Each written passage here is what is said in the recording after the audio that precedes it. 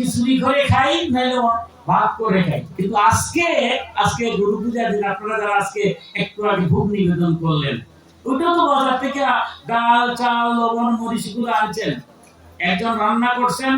কিন্তু ব্যতিক্রমটা হচ্ছে আজকে ভক্তিযুক্ত হয়ে মনাদের আদি গোবিন্দের নামে আজকে ভোগ লাগিয়েছেন। একটু পরে যখন আপনারা প্রসাদ মহাপ্রসাদ দিবেন, তখন কি মনে মনে ভাববেন যে আমি যে প্রতিদিন যে খাই সেই ডাল চাল লবণ মরিচ দীপ্ত আজকে রান্না, তাহলে ওই রান্না আর আজকে রান্না কি এক হবে?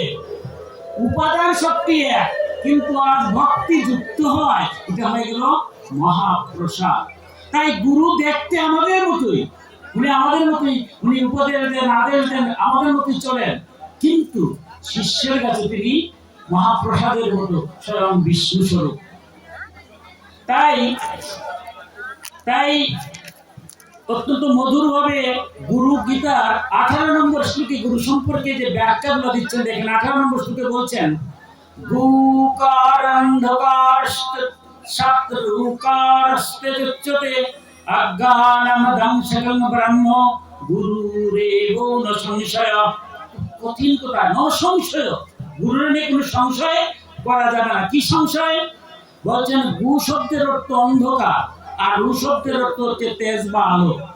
যিনি আমার দেহের মধ্যে অন্ধকার আছে, এই অন্ধকার দূরীভূত করেন বীজ মন্ত্র দানের মধ্য দিয়ে, সেই বীজ মন্ত্র জপ ধ্যানের মধ্য দিয়ে আমার অজ্ঞান দূরীভূত হয়, সেই গুরুদেব স্বয়ং ব্রহ্ম।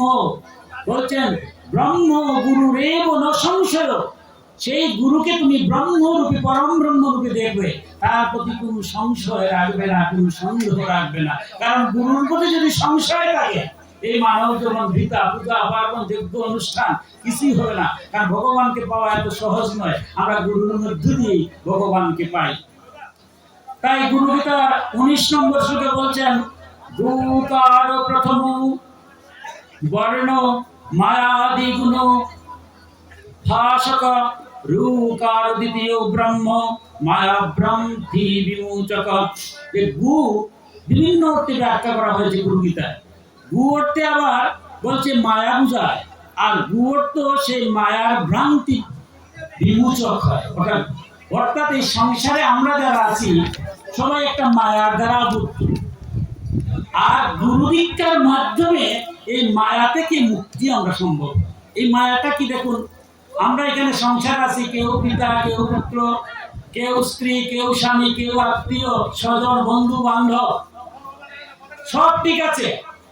কিন্তু এই মুহূর্তে যদি আমি মারা যাই, মারা যাওয়ার কথাটা শুনলে একটু দুঃখ হয়। ভক্ত যারা মারা যাওয়াকে ভয় পায় না, আমার মতো মৃত্যুর একটু ভয় লাগে, কিন্তু মৃত্যু অবশ্যম্ভাবী।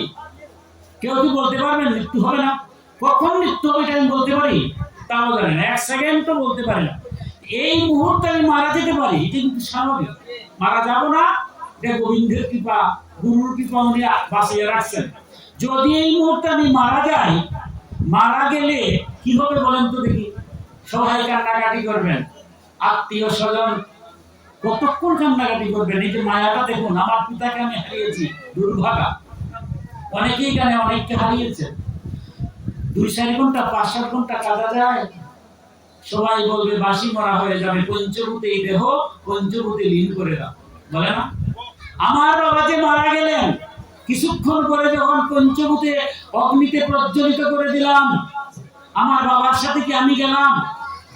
আমার বাবার সাথে কিছু দিতে পারলাম? আর দিলেই তুমি নিতে পারতেন। আমি যদি মারা যাই, আপনি যদি মারা যান, কি হবে? কিছু নিয়ে যাবেন। কিন্তু এই যে নিয়ে যাব না, যেদিন আমার বাবা শ্মশানে গিয়েছিলেন, শ্মশান মন্দির, সবাই শ্মশান মন্দির আমরা খুব শ্রদ্ধা করি। কেন করি? কারণ জীবিত থাকতে অনেক বন্ধু হয়, মরার পরে তো আর সব বন্ধু হয় না, একেবারে ঘনিষ্ঠ যারা। তাই শ্রাদ্ধের দিন তাদেরকে গুরু পূজনের নিয়ম আছে, তাদেরকে শ্রদ্ধার সাথে গুরু পূজন করা, কারণ অন্তিম বন্ধু। সেই অন্তিম বন্ধুরা কতক্ষণ থাকে? যতক্ষণ আমার দেহখানা নিঃশেষ হবে না। যে সময় আমার দেহখানা নিঃশেষ হয়ে যাবে, কোন শ্মশান বন্ধু কি শ্মশানে বসে থাকবে? দেখেন, মায়ার সংসার, এত সংসার করি, কেউ কি আমার সাথে যাবে?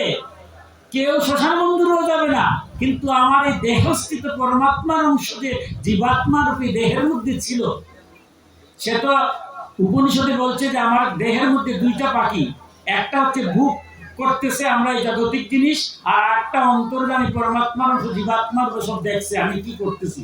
এই যে আপনারা আজকে ভালো কাজ করতেছেন, কাউকে বলার আছে? কে কি করছেন কেউ বলা লাগবে? আপনারা প্রত্যেকের ভিতরে ভগবান আছেন, উনি দেখতেছে না? আমি যদি মন্দ কাজ করি কাউকে সাক্ষী দেওয়া লাগবে? উনি দেখতেছে না? তাইলে সেই যে পরমাত্মার অংশ জীবাত্মা আমার দেহ নষ্ট হয়ে যাবে, কিন্তু সেদিন শ্মশান থেকে সব চলে আসলে কেউ যখন আমার নাই, তখন কে আছেন? যার কেউ নাই সেই তো দিন। তাই ভগবানকে বলা হয় দীননাথ। এই দীননাথ বা জগতের বন্ধু যিনি অনাথের নাথ, তিনি জগন্নাথ।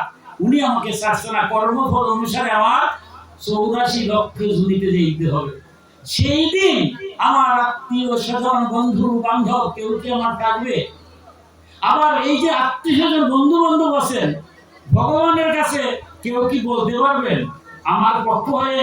সেদিন কিন্তু পক্ষ হয়ে বলার কেউ নাই। একমাত্র একজন আছেন, তিনি হচ্ছেন পরমারাধ্য গুরুদেব।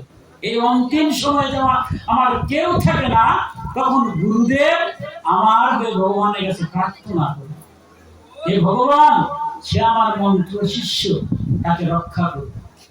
এই কথাটা শোনার পরেও আমার মতো মনে মনে প্রশ্ন জাগতে পারে, এটা কিরকম কথা? আমার জীবনে যদি কিছু ভুল ভ্রান্তি করে ফেলি আর কর্মফল অনুসারে যদি আমার নিচ গতিতে হয়, গুরুদেব কি আমাকে রক্ষা করতে পারবেন? দেখুন, আমরা জাগতিক বিচারের কথা বিচার করি, সনাতন শাস্ত্র গুরু কে? আমরা জগতে কেউ যদি কোনো দুষ্কর্ম করে তার ফাঁসি হয়ে যায়, সাথে সাথে কি ফাঁসি হয়? লোয়ার কোর্টে যদি ফাঁসি হয় সেটা আবার যায় হাইকোর্টে, হাইকোর্টে যদি ফাঁসি হয় তাহলে কি ফাঁসি হয়? তাও ফাঁসি হয়। সুপ্রিম কোর্টের আপিল বিভাগে যায়, সেখানে গিয়ে ফাঁসি হলে কি ফাঁসি হয়? ফাঁসি হয় না। এবার সুপ্রিম কোর্ট আপিল বিভাগে ফাঁসি দেওয়ার পরে বলে একটা শর্ত আছে। শর্ত কি? তুমি যে অন্যায় করেছো, তোমার যে ফাঁসি হয়েছে, তুমি যদি স্বীকার করো হ্যাঁ আমার ভুল, তাই একটা পথ আছে। পথ কি? জগতের প্রতি যিনি, রাষ্ট্রের প্রতি যিনি এক না, রাষ্ট্রের প্রতি আমার বাংলাদেশের রাষ্ট্রপতি একজন, ভারতের রাষ্ট্রপতি আরেকজন, আর জগতের প্রতি সারা বিশ্ব ব্রহ্মাণ্ডের প্রতি। দেখুন রাষ্ট্রের প্রতি কত ক্ষমতা। বলে তুমি তাহলে রাষ্ট্রপতির কাছে ভিক্ষা চাইতে পারবে? দুঃস্বীকার। আমরা দেখি মাঝে মাঝে পত্রিকার মধ্যে রাষ্ট্রপতি ক্ষমা করে দিয়েছেন। রাষ্ট্রপতি যখন ক্ষমা করে দেন, বিচারপতির বিরুদ্ধে কিছু বললে উপায় আছে? বিচারপতির বিরুদ্ধে কেউ বলতে পারে? বিচার বিভাগের বিরুদ্ধে বা বিচারপতির বিরুদ্ধে কেউ বলতে পারে না। কিন্তু রাষ্ট্রপতি যখন ক্ষমা করে দিলেন, তখন কি কেউ বিচারপতিরা কিছু বলে? কারণ বিচারপতিরা রাষ্ট্রপতির অধীনে। রাষ্ট্রের যিনি পতি, তার কত ক্ষমতা, তার কাছে যদি যায় সবাই কি দিয়া দেয়? তারও একটা লোক আছে, রাষ্ট্রপতির ব্যক্তিগত সচিব বলেন, আর যেটাই নাম দেন সেক্রেটারি, উনার আছে, উনাকে বলেন যে উনার সম্পর্কে একটু খোঁজখবর নেন, দেখেন। যদি ওই সেক্রেটারি মহোদয় বলে যে উনি ঠিক করছে, তার ফাঁসি ঠিক আছে, তাহলে জীবনে তুই সেটা ভালো কর্ম করছে, ওই ভালো কর্মের জন্য যদি দেখেন না, তারা মুক্তি দেওয়া যায়। আর ওই কথার উপরে কিন্তু রাষ্ট্রপতি নিজেকে দেখেন না, রাষ্ট্রপতিকে নিজে বার করেন, ওই তার সেক্রেটারির কথার উপরে ভিত্তি করে যদি তার মনটা গলে যায় আর মনে করে তাকে মাপ দিয়ে দেব, বিচারপতির কোনো ক্ষমতা নেই আছে। আমরা যারা কর্ম করতেছি, আমাদের বিচারপতি হচ্ছে যমরাজ। সব বেশি লিখতেছে, যমরাজকে ধর্মরাজ বলা হয়, উনি লিখতেছেন লেখো। কিন্তু যদি আমরা গুরুর কৃপা হয়, আর অন্তিম সময়ে যেভাবে রাষ্ট্রপতির সেক্রেটারি, আমার ভগবানের একজন সেক্রেটারি আছেন, উনি হচ্ছেন গুরুদেব। এই অন্তিম সময় আর কেউ আপনার পক্ষে সুপারিশ করবেন। যদি সেই গুরুর ভক্তি থাকে আর গুরুর আত্মার সাথে যদি আপনার আত্মা মিশে যায়, সেই দিন গুরুদেব আপনার নিজে মুখ করে, অনেক গুরু জীবন দেখবেন তার শেষ জীবনে কত কষ্ট করতেছেন। রামকৃষ্ণের জীবনী পড়ে দেখেন, জীবনে তিনি কত কষ্ট করেছেন, ক্যান্সার হয়েছে, কিন্তু কেন হয়েছে? কত শত হাজার ভক্তের দুঃখ কষ্ট তিনি নিজে এনে ভগবানকে বলছেন আমার দেহে দিয়ে দাও, আমি মুখ করবো, তবু আমার শিষ্য যেন কোনো দুঃখ ভোগ না করে। সেই হচ্ছে গুরুদেব, নিজের উপর এনে শিষ্যকে, নিজের সন্তানকে দিয়ে থাকে। তাই আমরা যদি সেই গুরুদেবকে প্রণাম করে তাকে যদি আমরা দণ্ডবোধ দিতে পারি, তাহলে বলছেন এই মায়ার সংসার থেকে আমরা মুক্ত হব। আমরা সবসময় বুঝতে পারবো যে নিয়ার সত্য